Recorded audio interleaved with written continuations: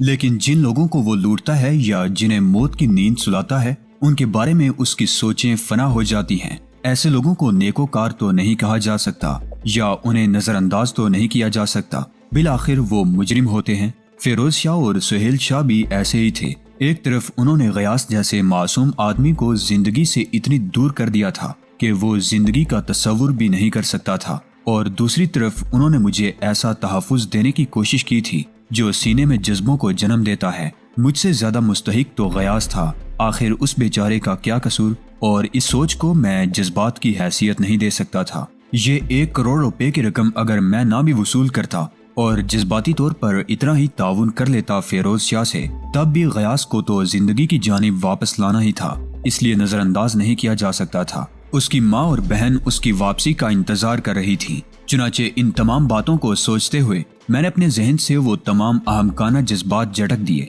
जो चंद लम्हात के अंदर मेरे अंदर बेदार हो गए थे। मेरी प्लानिंग मुकम्मल थी और मैं इसके तहत लम्हा लम्हा कदम उठा रहा था। तारज़क के नाम से जिस ग्रोह का तज़किरा मैंने उन लोगों से किया था, वो वाकई उनके लिए बहुत खौफनाक बन गया था। बाद में सुहेल शाह ने मुझसे कहा, बाज़ औक़ात वालिदैन औलाद को इस कदर बेहकीकत कर देते हैं डियर सुल्तान के गुस्सा आने लगता है। किस बात पर गुस्सा आ रहा है? मैंने मुस्कुराते हुए कहा, इसमें कोई शक नहीं है कि हमने करोड़ों रुपया कमाया है। जाहिर है इसमें से बहुत सा रुपया ऐसा है जो हमें बगैर मेहनत के हासिल हुआ है, हालांकि हम इसे भी वो हैसियत नहीं दे सकते। बुराई के काम करने के सिलसिले में भी जिंदगी की बाजी लगानी पड़ती है, और हमने पैसा कमाने के लिए जो तरीका कार इख्तियार किया है उसमें बारहा हमारी जिंदगी को भी खतरात पेश आए। लेकिन इसका मतलब ये नहीं है कि वो कमाया हुआ पैसा हम इस तरह से दूसरों के हाथ में दे दें। तुम्हारा मतलब समझ रहा हूँ मैं, तुम मुत्तफिक नहीं हो फिरोज शाह साहिब की इस बात से।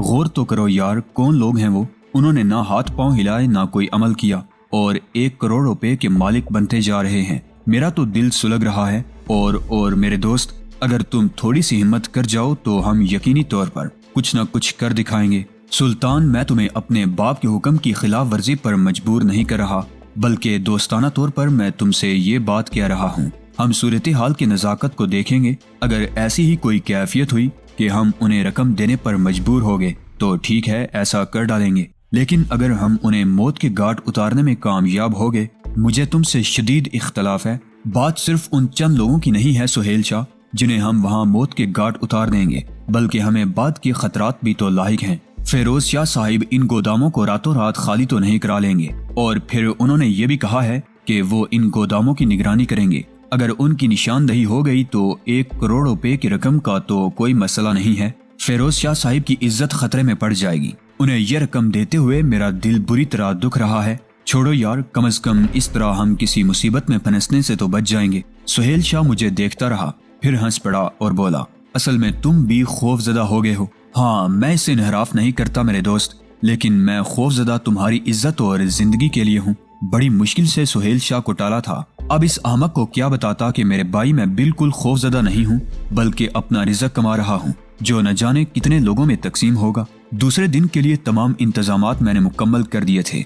इंस्पेक्टर तसव्वुर अली को मिलिट्री इंटेलिजेंस की पूरी हिमायत हासिल हो गई थी, और कर्नल एजाज साहिब ने इसलिए इशारा दे दिया था कि अगर उसके अपने मामलात में मदद की जरूरत पेश आई तो फौजी तहफ़्फ़ुज़ पूरा उसे हासिल होगा। बल्कि इससे ज्यादा इंस्पेक्टर तसव्वुर ही को और क्या चाहिए था। हाँ, उसने पुलिस फोर्स इकट्ठा करने के लिए अलबत्ता कर्नल एजाज से दरखास्त की थी, और शायद इस तरफ से महकमा पुलिस के सरबराहान को यह हिदायत कर दी गई थी कि इंस्पेक्टर तसव्वुर अली की मदद की जाए। बाद में जब मेरा तसव्वुर अली से राब्ता कायम हुआ तो उसने इतना ही बताया कि IG साहिब की तरफ से उसे बराह रास्त फोन मौसूल हुआ था और कहा यह गया था कि वो कौन सा ऐसा मसला है जो पुलिस से हटकर है, लेकिन पुलिस के जरिए हल किया जा रहा है। इस पर इंस्पेक्टर तसव्वुर अली ने कहा था कि मिलिट्री इंटेलिजेंस से उसे बराह रास्त हिदायत मौसूल हुई है, और ये नहीं बताया गया कि असल मामला क्या है, बल्कि कहा गया है कि ऐन वक्त पर उसे जो हिदायत दी जाएंगी उसे उस पर अमल करना होगा। बहरतौर ये सब एहतियात के पेश निगाह किया गया था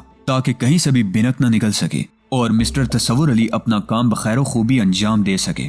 वो भी दीवाना ही हो रहा था और उसका बस नहीं चल रहा था कि मुझे कांधों पर बिठाकर नाचना शुरू कर दे। ये बात उसके तसव्वुर से भी बाहर थी कि इतने निचले दर्जे के अफसर होने के बावजूद उसे इतना बड़ा काम हासिल हो जाएगा। गर्ज ये कि अपने अपने तौर पर मैंने तमाम लोगों को होशियार कर दिया था आफताब कमाल भी अपनी छोटी सी फोर्स के साथ मसरूफ अमल था और हर जगह से रिपोर्टें मौसूल हो रही थी। शाम को तकरीबन 8:30 बजे उन तमाम कामों से फरागत हासिल करने के बाद मैं फिरोज शाह की कोठी पर पहुंच गया। फिरोज शाह ने सुहेल शाह को कैद कर रखा था और ये बात मेरे लिए काफी बायसे दिलचस्पी थी। फिरोज शाह ने हंसते हुए कहा, अहमक लड़का है वो, शिद्दत जज्बात में दीवाना हो रहा है, पूरा दिन उसे संभाले रखा है मैंने। क्या कहते हैं सुहेल शाह? मैंने सवाल किया। बस इस बात पर दीवाना है कि ये रकम उन लोगों को क्यों दी जा रही है, हालांकि आपने उन्हें समझा दिया था। जवानी की उम्र ऐसी ही होती है, लेकिन मैं तुम लोगों को समझाता हूँ कि हमेशा जहानत से काम लो। ये देख लो कि स्याह सफेद क्या है। अगर कहीं सर झुकाना पड़ रहा हो तो सर झुकाने में कोई हर्ज नहीं है, क्योंकि जब ये सर उठता है तो फिर सर झुकाने वालों के सर हमेशा हमेशा के लिए जमीन पर पड़े हुए नजर आते हैं। हम देखेंगे कि तारज़क क्या चीज है। तुमने महसूस नहीं किया कि मैंने उनसे क्या बात की है क्या? मैंने सवाल किया और फिरोज शाह के होंठों पर मुस्कुराहट फैल गई। मकड़ी का जाल देखा है कभी? जी, नन्हे नन्हे बारीक तार लगे होते हैं उसमें, लेकिन जब मक्खी उसमें फंसती है तो जिंदा वापस नहीं निकलती। जी, मेरी पेशकश भी मकड़ी का एक जाल ही है। मैंने उन्हें 50 करोड़ रुपए की पेशकश की है। ये रकम यानी 1 करोड़ रुपए अदा करने के बाद हम उनसे दोस्ती का आगाज करेंगे और फिर इस दोस्ती को इस हद तक आगे ले जाएंगे कि वो हम पर एतबार करने पर मजबूर हो जाएं, और इसके बाद उन्हें इस तरह खुले समंदर में डुबोएंगे कि वो दोबारा कभी ना उभर सकें। इस तरह 1 करोड़ रुपए की रकम तो जाएगी, लेकिन तारज़क का पूरा ग्रोह हमारे हाथों फना होगा। क्या समझे? और इसके बाद ये सब कुछ हमारी मलकियत होगा। इस दोस्ती में हम ये भी तो देखेंगे कि उनका तरीका कार क्या है और उनकी असासे कहाँ कहाँ हैं। फिरोज शाह ने रकम का ब्रीफकेस मेरे हवाले किया था। उसने कहा, ये पूरे 1 करोड़ रुपए हैं, नकद हैं, और इनमें हमने किसी किस्म का कोई फ्रॉड नहीं किया। हालांकि 50 तरीके कार हो सकते हैं। सुहेल शाह को मैंने बंद कर दिया है और उसे उस वक्त तक आजादी नहीं दूंगा जब तक कि रकम तारज़क ग्रोह के हाथों में नहीं पहुंच जाती। तुम उस रकम को पूरी दयानतदारी के साथ उनके हवाले करो। मैं यहीं तुम्हारी वापसी का इंतजार करूंगा। ख्याल रखना कोई ऐसा अमल ना होने पाए जिससे तुम्हारी और बाद में मेरी जिंदगी को कोई खतरा लायक हो सके। मैंने वादा किया और उसके बाद वहां से बाहर निकल आया। काफी फासले पर पहुंचने के बाद आफताब कमाल, जो मुसलसल मेरे तहफ़्फ़ुज़ के लिए मेरे साथ था, करीब पहुंच गया और उसने कहा, चीफ क्या हुक्म है? बस फौरी तौर पर अहकामात सादिर कर दो। तसव्वुर अली पुलिस फोर्स के साथ तैयार था और उसने दर हकीकत अपनी उम्र और जहानत से काम लेकर बेशुमार ग्रुप इस तरह तश्कील दे लिए थे जो बैक वक्त उन गोदामों पर छापे मारे। तमाम तर इंतजामात कर लिए गए थे जिनके तहत बाद में कोई मुश्किल पेश न आए। एक ग्रुप को उस इमारत पर भी भेज दिया गया जहां बख्त जमाल कैदी था। गर्ज ये के सारे इंतजामात बड़े शानदार पैमाने पर हो गए थे। दिलचस्प बात ये थी कि मैंने 1 करोड़ रुपए की वो रकम आफताब कमाल के दफ्तर में महफूज करने के बाद अपना मेकअप उतार दिया था और रात को जब 1:45 बजे मैं तसव्वुर अली और आफताब कमाल फिरोज शाह की कोठी पर हमलावर हुए तो फिरोज शाह ये सोच भी नहीं सकता था कि मैं ही वो शख्स हूँ जिसने इसका क्रियाक्रम किया है। उसने बड़ी शराफत और दयानतदारी के साथ सुहेल शाह को भी कैद कर रखा था। जब पुलिस उसके सामने पहुंची और वो उसे देख कर चौंका तो मेरे दिल में उसके लिए कुछ हमदर्दी के जज्बात यकीनन पैदा हुए थे। फिरोज शाह तैश में आ गया। ये क्या बदतमीजी है? कौन लोग हो तुम और क्या चाहते हो? फिरोज शाह साहिब, हम आपको गिरफ्तार करने के लिए आए हैं। आप और आपका बेटा सुहेल शाह जिन जुर्म में मुलविस हैं उनकी तमाम तफसील पुलिस के रिकॉर्ड में आ चुकी है। हम उसके लिए बाकायदा सबूत रखते हैं। वारंट है तुम्हारे पास? नहीं, वारंट इसलिए इश्यू नहीं कराया गया कि आप जैसे लोगों को इसे रद्द करने में कोई मुश्किल पेश न आती। गोया बगैर वारंट के तुम मुझ पर हाथ डालना चाहते हो। तुम्हारा ओहदा क्या है नौजवान? फिरोज शाह ने इंस्पेक्टर तसव्वुर अली को देखते हुए कहा, ये वर्दी आप जैसे लोगों के लिए बहुत काफी है फिरोज शाह साहिब। तसव्वुर अली ने कहा, ये वर्दी ही नहीं, तुम्हारी जिंदगी और तुम्हारे अहले खानदान की जिंदगी भी खतरे में पड़ जाएगी। मुझे बताओ ये क्या बदतमीजी है?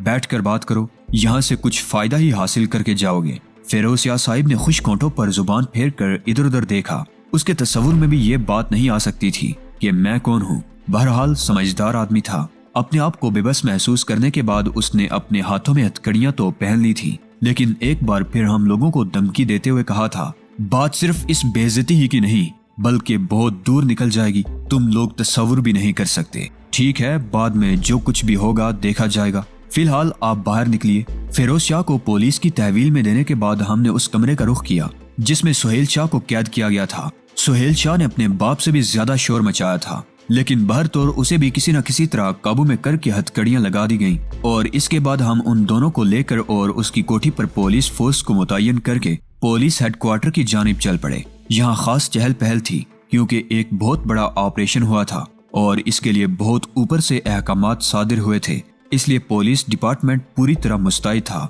खुसूसी लॉकअप में फिरोज शाह और सुहेल शाह को बंद कर दिया गया। किसी किस्म का कोई खतरा मोल नहीं लिया जा सकता था। चुनाचे तसव्वुर अली को अब इसके बाद सिर्फ ये जिम्मेदारी सौंपी गई थी कि सुहेल शाह की निगरानी करे, क्योंकि दूसरे दिन कर्नल एजाज की तरफ से सुहेल शाह और फिरोज शाह के सिलसिले में अहकामात सादिर होने वाले थे। बड़ा सनसनीखेज माहौल था। रात हमें वहीं गुजारनी पड़ी। दूसरे दिन बाकायदा महकमा पुलिस के इंस्पेक्टर जनरल और दूसरे अफराद पुलिस हेडक्वार्टर पहुंचे, जहां उन्हें फिरोज शाह और सुहेल शाह के बारे में ब्रीफिंग दी गई। मिलिट्री के कुछ अफसरान भी मौजूद थे। अलबत्ता इस मौका पर चूंकि DIG तैमूर जमाल शाह साहिब भी मौजूद थे, इसलिए मुझे वहां से खिसकना पड़ा था। कम से कम उनके सामने मैं मौजूद नहीं रह सकता था, लेकिन शोमई किस्मत के मुझे देख लिया गया। DIG साहिब बहरहाल पुलिस के एक ज़हीन तरीन अफसर आला थे। उनकी तेज निगाहें एक लम्हे में सारे माहौल का जायजा ले लेती थी। अभी हम पुलिस हेडक्वार्टर से बाहर भी नहीं निकले थे कि एक पुलिस ऑफिसर हमारे अकब में पहुंच गया। उसने हमें रुकने के लिए कहा। जी, मैंने सवाल किया। मिस्टर जहांगीर जमाल शाह, मेरा नाम असगर अली है। बहुत खूबसूरत नाम है, अल्लाह आपको मुबारक करे, मैंने कहा और आगे कदम बढ़ा दिए। मेरे पास आपके वारंट गिरफ्तारी हैं। जी, आइए मेरे साथ, आपको DIG साहिब ने तलब किया है। क्यों? ये तो वो खुद ही बताएंगे। वारंट दिखाइए। वो सामने मौजूद हैं। कौन? वारंट। अफसर ने तैमूर जमाल शाह साहब की तरफ इशारा किया और मैंने गिरफ्तारी दे दी। किबला काबा ने एक तरफ तन्हाई में मुझे ले जाकर पूछा, तुम यहाँ क्या कर रहे हो? जी, वो मोटरसाइकिल का लाइसेंस बनवाने आया था। बकवास करते हो। यकीन कीजिए डैडी, फिरोज शाह के सिलसिले में तुम्हारे पास कुछ मालूमात हैं। कौन फिरोज शाह? मुझसे छुपा रहे हो? नहीं डैडी, आप मेरी तलाशी ले लीजिए, मैंने मासूमियत से कहा और DIG साहिब इधर उधर देखने लगे, फिर गुराए, दफा हो जाओ। सस्ता छूट गया था। फौरन वापस पलटा और आफताब कमाल के साथ बाहर निकल आया। वैसे भी अब हमारा वहाँ कोई काम नहीं रह गया था। हाँ, तसव्वुर अली को जरा दूर तक साथ ले जाना था, लेकिन इस राब्ते के बहुत से जराए थे। इस वक्त तो वो पुलिस के आला अफसरान की नाक का बाल बना हुआ था। जो कारनामा उसने सर अंजाम दिया था वो उसके लिए खतरनाक भी था, लेकिन जिस किस्म का वो नौजवान था उसे जहन में रखते हुए उसके लिए दिल में जगह पैदा हो गई थी और हमारा ख्याल था कि हम उसका साथ देते रहेंगे। बख्त जमाल और गयास का मामला मजीद कुछ देर तलब था। वैसे उस जगह से बख्त जमाल को बरामद करके पुलिस ने अपनी तहवील में ले लिया था। मैंने तसव्वुर अली को इस सिलसिले में खुसूसी हिदायत तो जारी कर दी थी, लेकिन फिर भी अभी बहुत से ऐसे मामलात जहन में थे जिन पर पूरी नजर रखना जरूरी था। कहीं भी कोई ऐसी सनसनीखेज बात हो सकती थी जो हमारे काम को बिगाड़ दे। फिरोज शाह के हाथ बहर तौर काफी लंबे थे। उसके वफादार उसे इस तरह तो नहीं छोड़ देंगे। अपनी दानिश में हमने गिरफ्त काफी मजबूत कर रखी थी, लेकिन ये बहुत पुराना तजुर्बा था कि किसी मसले को इतनी सादगी से ना लिया जाए कि किसी मौका पर चूक हो जाए। हमने अपना कारोबार फिर से जारी कर लिया। आफताब कमाल अपना काम संभाले अपने दफ्तर में मसरूफ हो गया। मैंने घर का रुख किया। फरीदा से तफसीली मुलाकात हुई तो हंसकर बोली, वैसे तो लातादाद अफराद को जिंदगी में न जाने क्या क्या तजर्बात होते हैं, लेकिन मेरे शनासाओं में किसी का तजर्बा मुझ जैसा नहीं है। किस सिलसिले में? शोहर के सिलसिले में। उसने तुर्की बतुर्की जवाब दिया। तुम्हारा तजर्बा शोहर के सिलसिले में क्या है? एक ऐसा अनोखा शोहर जो इंसान को मुख्तलिफ रूप में मिलता है। कभी कभी वो डाकू बनकर भी घर में आ घुसता है, कभी एक ही जगह होते हुए उससे इज्तनाब बरतना पड़ता है। जिंदगी की ये तब्दीली पसंद नहीं है तुम्हें? बेहद पसंद है, क्योंकि ये मेरे शोहर का कारोबार है। घर के मामलात बिल्कुल इत्मीनान बख्श थे। DIG तैमूर जमाल शाह साहिब को शायद जमाने कदीम के किसी दौर में मुझसे बैर था और ये बैर किसी तौर खत्म होने का नाम नहीं लेता था। वालिदा और ताहिर जमाल शाह साहिब मुझसे मिलते रहते थे और वहाँ भी सब खैरियत थी। तसव्वुर अली बिल आखिर इन तमाम मामलात से फारिग हो गया। वो अपनी जिम्मेदारियां सर अंजाम दे चुका था और इसके फौरन बाद गयास के मसले को उठाना था। आफताब कमाल ने वकील की हैसियत से फौरी तौर पर दरखास्त दे डाली और अदालत में समाअत हुई। बख्त जमाल के बयान ने फौरी असर किया और हम लोगों ने अपने इख्तियारात से काम लेकर गयास को आजाद करा लिया। वो बिल्कुल बेगुनाह करार पाया था। फिर फिरोज शाह का केस भी बिल्कुल नया था। बख्त जमाल के बयान ने फिरोज शाह के काले करतूतों में एक करतूत का इजाफा कर दिया था। गयास को हासिल करके हम लोग फरजाना के घर की जानिब रवाना हो गए। جس وقت غیاث نے اپنے گھر کے دروازے سے اندر قدم رکھا، فرزانہ اور اس کی والدہ کسی بات پر گفتگو کر رہی تھی۔ غیاث کو دیکھ کر دونوں کے حلق سے چیخیں نکل گئیں، اور اس کے بعد کے جذباتی مناظر ہمارے لیے اجنبی نہیں تھے۔ ہم خاموشی سے دلوں کی بڑاس نکل جانے کا انتظار کرتے رہے، اور اس کے بعد وہی ہوا، یعنی ہمارے احسان مندوں نے ہماری جانب رخ کیا تھا۔ غیاث کے ساتھ چائے پیتے ہوئے میں نے اسے کہا، تمہارے سارے معاملات نمٹ چکے ہیں غیاث، تم ایک باعزت اور بے گناہ انسان کی حیثیت سے منظر عام پر آئے ہو۔ اپنے مستقبل کے بارے میں پریشان مت ہونا، دفتر روحانیات کی ذمہ داریاں صرف یہی ختم نہیں ہو جاتی، بلکہ آئندہ بھی ہماری کچھ ذمہ داریاں ہیں جو ہم پوری کریں گے۔ اور پھر ہم لوگ وہاں سے چل پڑے۔ اب وقت حساب کتاب آیا تھا۔ 1 کروڑ روپیہ چھپانا مشکل ہو رہا تھا۔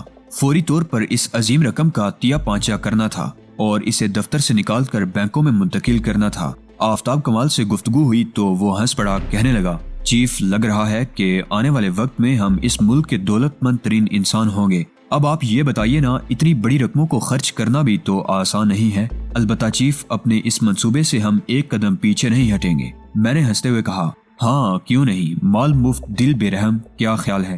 بالکل ٹھیک ہے چیف، اسی طرح یہ حلال ہو سکے گا، ورنہ ہمارے گلے میں اٹک جائے گا۔ اس کے علاوہ ان چاروں کا حصہ جو آپ کے پالتو ہیں، ان کا حصہ بے شک نکال لیتے ہیں، لیکن اگر ان کے ہاتھوں میں پہنچ گیا تو پاگل ہو جائیں گے۔ وہ اور ان کے پاگل پن کو کنٹرول کرنا مشکل ہے، بس یہ کر لیا جائے کہ انہیں کوئی تکلیف نہ ہو، جیسا آپ مناسب سمجھے۔ اس کے علاوہ چیف، میری رائے ہے کہ کچھ ایسے کام کیے جائیں جن پر ہم گفتگو کر چکے ہیں۔ میرا مطلب ہے رفاہی کام۔ اب اس دولت کو جیسا کہ ہمارے ذہن میں ہے، کسی نہ کسی مصرف میں تو آنا چاہیے۔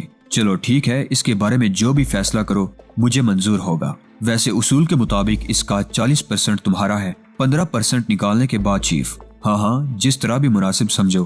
بہرحال آفتاب کمال بھی فراخ چشم انسان تھا، اور دولت کا مسئلہ میرے لیے بھی بے حقیقت۔ چنانچہ یہ رقم مختلف بینکوں میں مختلف طریقوں سے منتقل کر دی گئی تاکہ ہماری اپنی پوزیشن بھی صاف رہے، اور اس کے بعد دفتر روحانیات اور وکیل صاحب کا دفتر پھر باقاعدہ ہو گیا۔ فرزانہ نے اس فرم سے نوکری چھوڑ دی تھی۔